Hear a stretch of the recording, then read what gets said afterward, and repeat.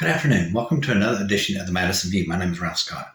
I was reading an article that a bunch of the Christian nationalists are down at Donald Trump's Mar-a-Lago having a party of some kind. I'm not sure what it is. But they just come right out and said that, yes, they want to establish a theocracy,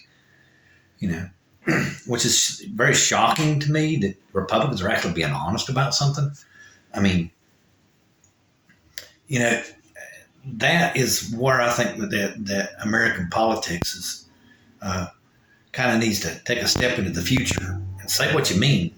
Don't play games. Say what you mean.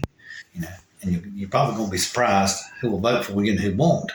So it's best to just be honest. Just take away all this gerrymandering and all this other stuff away, and I think you're going to be surprised.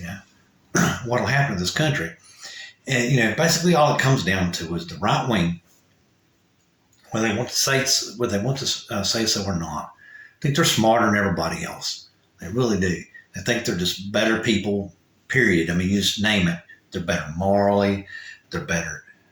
Just period. Smarter, brighter, faster, whatever. And they think that they can rule the country all by themselves. That's how that's how arrogant their belief is. Their belief system is very arrogant, very arrogant. It's no different than a Muslim belief system who establishes a theocracy. It's no different. They can say as they wish, but they're very arrogant people. They cut down. They was talking about Obama's preacher got mad and cussed America. Well, it's just like they point out, Mike Johnson sat there and said that America's a deprived and dark place. I mean, what's the difference? You're cussing America when you say America's a dark, deprived place. Just basically you're saying America is just totally evil. So what? Because you as a right-wing Christian think you're better than everyone else? Which is basically what it comes down to. The right wing thinks they're smarter, faster, and brighter, etc. Period. No ifs, ands, or buts about it. No ifs, ands, or buts about it. And the whole entire situation with with the Republicans every time they gain control of a state, this abortion amendment that just passed in Ohio. It's like the one person said they're already trying their best to circumvent it. They're talking about going to the court. They're going to pass some kind of restriction or some kind of fine or something like that. They're probably do the same thing Florida did. That's what Florida did. Florida had a ballot referendum to see if felons should be allowed to vote. And it passed overwhelmingly. Like 78% of the population said, yes, felons should be allowed to vote. After a certain period of time, I'd say 10 years or something like that. Well, what happened was, and that's the reason why this election police come up and why so many felons were arrested, is what the legislature did, what the Republicans did in the state house after the people wanted this passed. 78%. That's a small amount. That's a lot of people.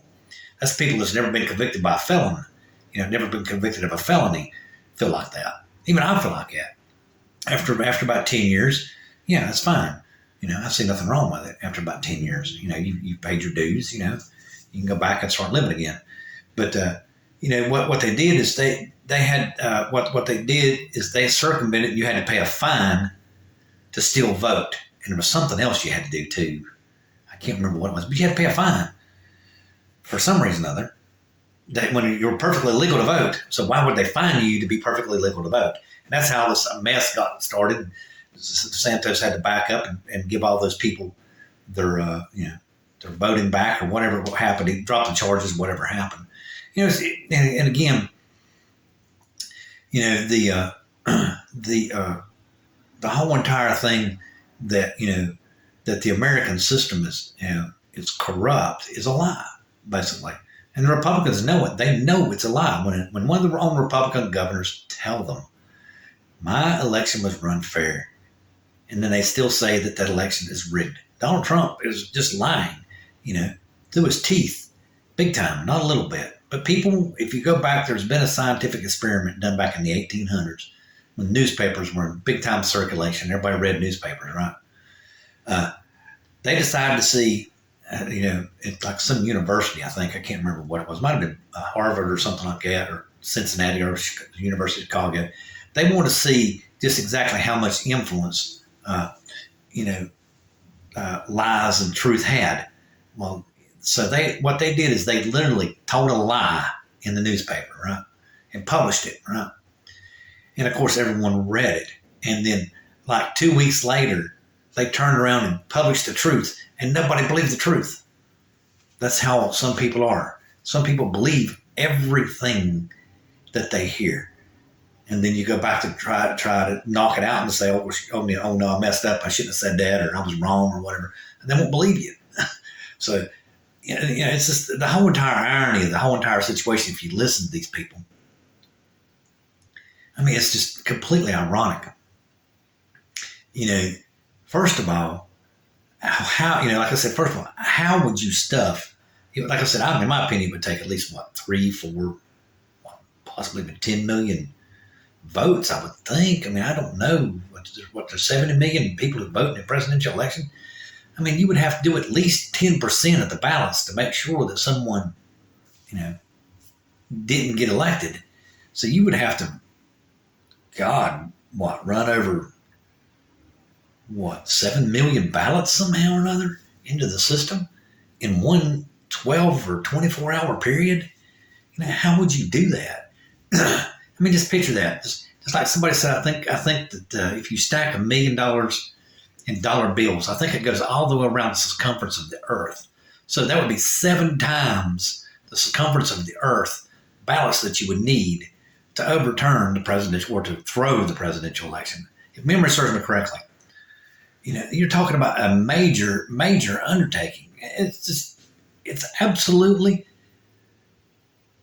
mind-blowingly irrational would be the way I would say that. I mean, I just don't understand how anyone could even think that. The computer should show somewhere on some server somewhere that all of a sudden we've got ballots that we don't have registered voters for. Because all these ballots have to match registered voters. So, I mean, if you come up with 7 million ballots and no voters to back them, or you go back and you check, and they do check, believe it or not, they do what is called a Dodge study. If you've ever been in engineering or quality control, like after you do so many parts or whatever, so many pieces of paper or whatever, you're supposed to check so many pieces to make sure that it's correct. And I'm sure they do some kind of quality control method on the election night or the next day, or at least up to 2 weeks after. I would think. I just don't see how 7 million ballots would pass through. I mean, you can't. I think the propaganda film or propaganda, I call it just bold-faced lie, was called 20,000 Mules. So if you had 20,000 people carrying 7 million ballots, okay, see what that would be. See, if each person carried 100 ballots, that would be what? See, 10 would be 200,000. So each person would have to carry 300 ballots? Yeah, 300 ballots. Each person would have to carry it. Could you imagine trying to walk up to a voter curbside box and sticking 300 ballots in there? Can you imagine that? Even if you did it over a month period, 300 ballots, you're still talking over, 30 ballots a day, would it not be? Because 10 times 30, yeah, you still have to stick 30 ballots a day into a box. And you don't think somebody would walk up there and see you go in there? I want to say, this guy's been there yesterday, today, and he's got a big handful. You don't think somebody would see that? Like I said, they have cameras on those ballot boxes. It's just mind-blowingly, I just don't see how you would do it. Sorry. My mind just, I don't know how someone even would come up with that idea. I just don't. I still cannot even. But the biggest thing that really gets me is, you think that someone who works as an election worker somewhere in some state, in some county, in some voting district, is honest enough to point something out like that? I don't know about you, I would. That's the reason why I would be an election worker. Like I said, now that I go back and I think about in life what I've done wrong, I went in the military. I probably should have become an election worker. That sounds like the most noble job to have. I mean, of course, it's my family duty because James Madison being my grandpa, he was in the Revolutionary War. A lot of people don't realize that, but he was a colonel, and he was the commander of a squadron of a militia. And then in 1812, he actually led people into battle, literally on the horseback. He was one of the first presidents to ever do something like that. So it runs in my family, military. I mean, and just like in my immediate family, in my uncles and aunts. Let's see. 1, 2, 3, 4, including my mom. Let's see, 1, 2, 3, 4, 5. 5. See, my mom, her older brother, her middle brother, her next oldest brother, and of course my mom. So five from my mother's family was in the military, and then both of my grandpas, both sides of the paternal and the maternal, both served in World War II. So it's a very tradition in my family. So that's the reason why I went in the military. But on hindsight, to be quite frank and honest with you, I think probably one of the most honorable jobs you can have would be an election worker. I mean, you're right there. You're making sure that the vote's being counted. And like I said, this is something that just really blows my mind about the whole entire Republican Party. When they sit there and come right out and say they're for theocracy, okay, that means they are not trying to get the consent of the people to govern, okay? Because the theocracy works off the religion itself. That's how they govern. They do not govern with the consent of the people. Now, if you was to vote them in, you would give consent to vote to govern by religion, but they're governing by religion. They are not governing by, the consent of the people. But I mean, I was kind of surprising they actually admitted it, which really shocked me. I mean, I was like, oh my God, the Republicans are actually starting to tell the truth. Whoa, I didn't think that was possible. Maybe they'll admit that they're gerrymandering right now, and that's the reason why the Congress is it's just a piece of work that nobody can get nothing done in.